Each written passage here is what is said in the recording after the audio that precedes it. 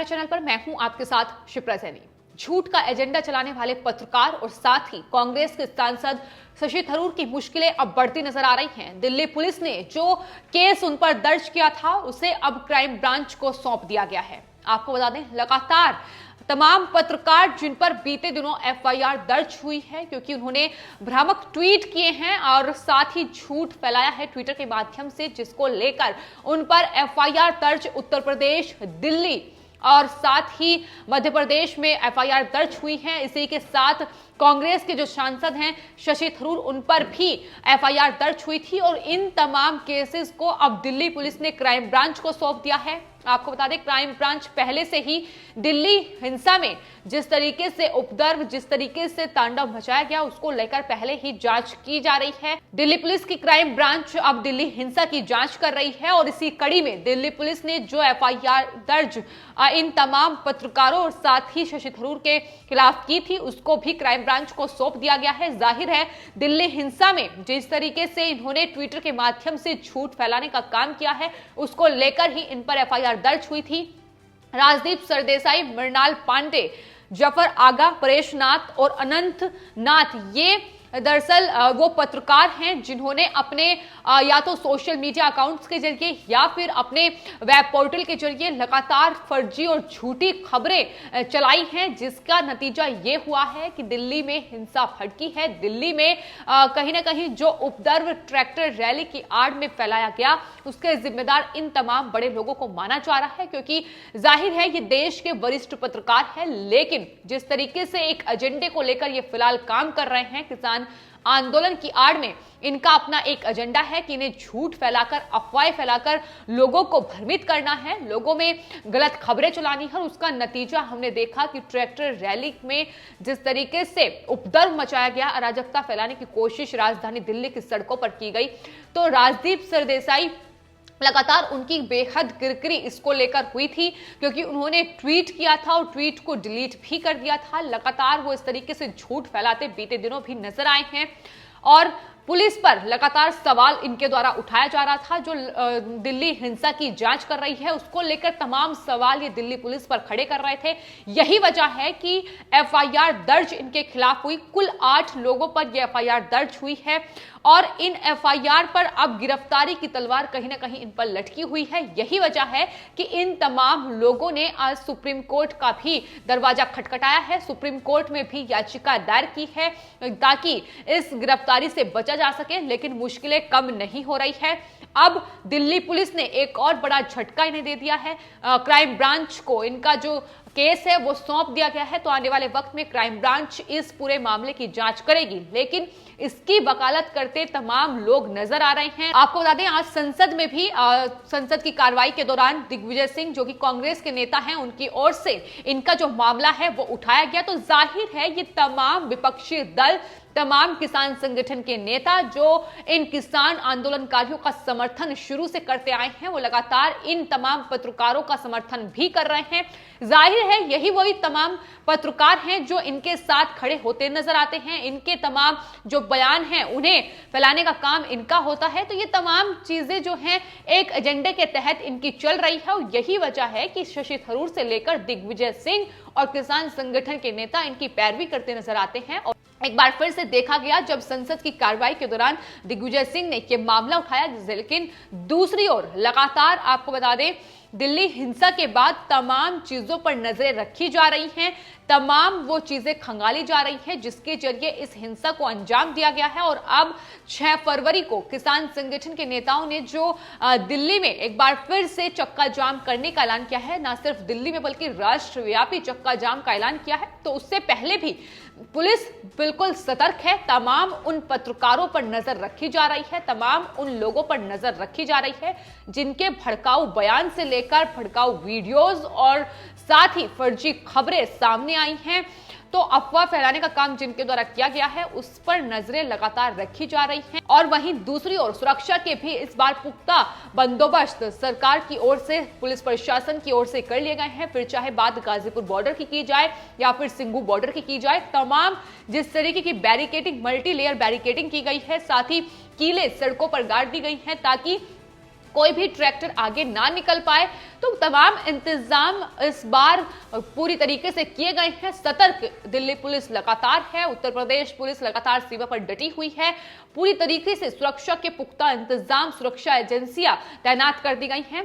तो इन जैसे पत्रकारों के जो मंसूबे हैं इस बार कामयाब ना हो, इसको लेकर तैयारियां इस बार पूरी हैं, क्योंकि एक बार फिर से ऐलान यही इन तमाम किसान संगठनों के नेताओं की तरफ से किया गया है कि दरअसल वो 26 जनवरी को दोबारा दोहराएंगे। वही एक बार फिर से बयान दिया जा रहा है, जिसको लेकर तैयारियां पहले से ही पुख्ता है और इस बार मुंहतोड़ जवाब लगातार केंद्र सरकार से लेकर पुलिस प्रशासन की ओर से इन लोगों को दिया जा रहा है। तो आपको बता दें, फिलहाल इन तमाम पत्रकारों पर जो एफआईआर दर्ज हुई है, वो तमाम केस जो दिल्ली पुलिस ने दर्ज किए हैं खासतौर पर, वो क्राइम ब्रांच को सौंपे गए हैं। उसमें राजदीप सरदेसाई हैं और शशि थरूर बड़ा नाम है, जो लगातार एक दूसरे की वकालत करते नजर आए हैं। शशि थरूर जहां राजदीप सरदेसाई को बचाते नजर आए हैं और लगातार आवाज ये उठ रही थी जब राजदीप सरदेसाई पर तमाम आरोप लगे कि दरअसल उन्होंने नेशनल टेलीविजन पर इस बात का झूठ फैलाया है कि जो प्रदर्शनकारी की मौत हुई है वो पुलिस की गोलीबारी में हुई है, पुलिस ने गोली चलाई है। हालांकि पूरी हिंसा के दौरान पुलिस की तरफ से कोई भी ऐसी कार्रवाई नहीं की गई।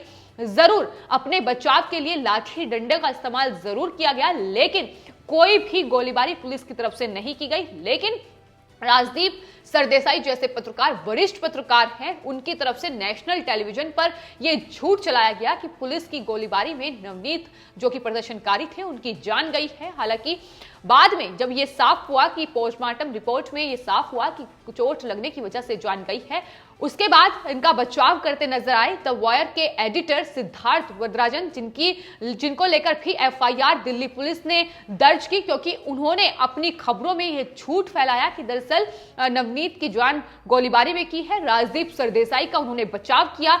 इसके अलावा भी तमाम पत्रकारों पर शिकंजा कसा जा रहा है जो लगातार झूठ फैलाने का काम कर रहे हैं। बीते दिनों गृह मंत्रालय की ओर से एक्शन लिया गया, ट्विटर को नोटिस भेजा गया, जिसके बाद 240 से ज्यादा ट्विटर अकाउंट जो थे वो इंडिया में रोक दिए गए।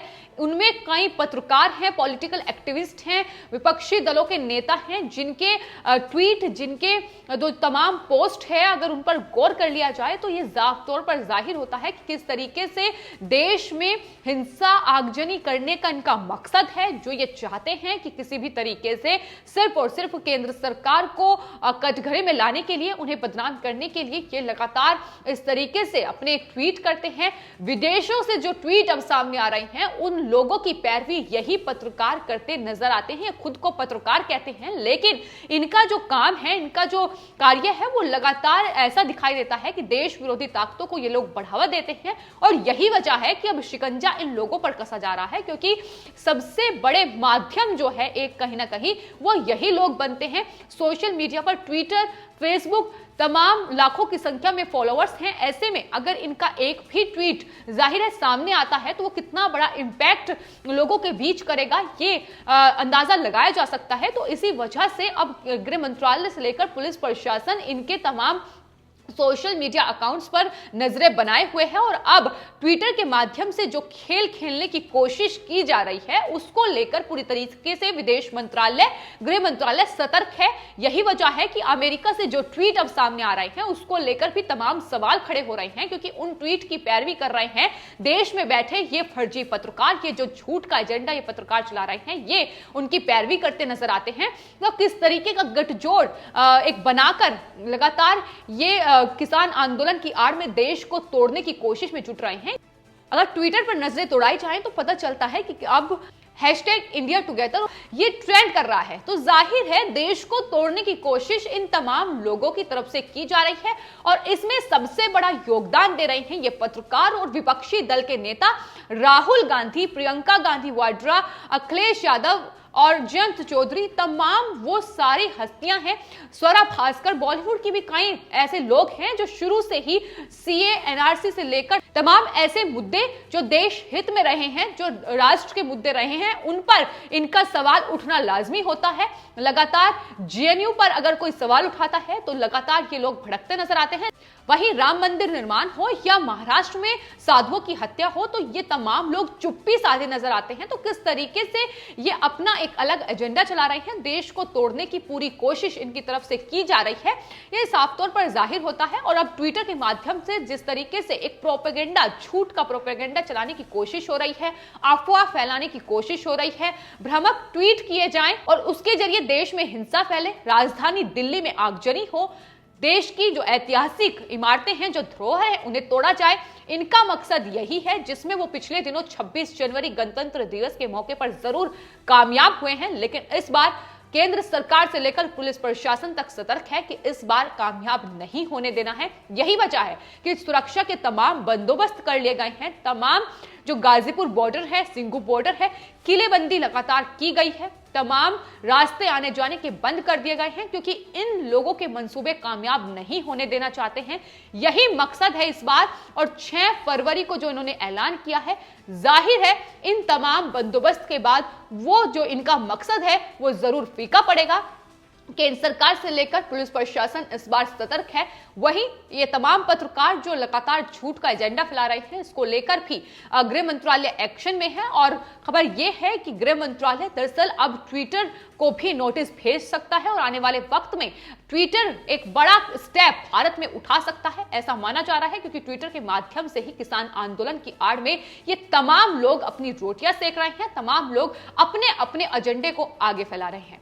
फिलहाल आपकी इस पूरे मामले पर क्या राय है, हमें कमेंट बॉक्स में जरूर लिखें और चैनल को सब्सक्राइब करें। धन्यवाद।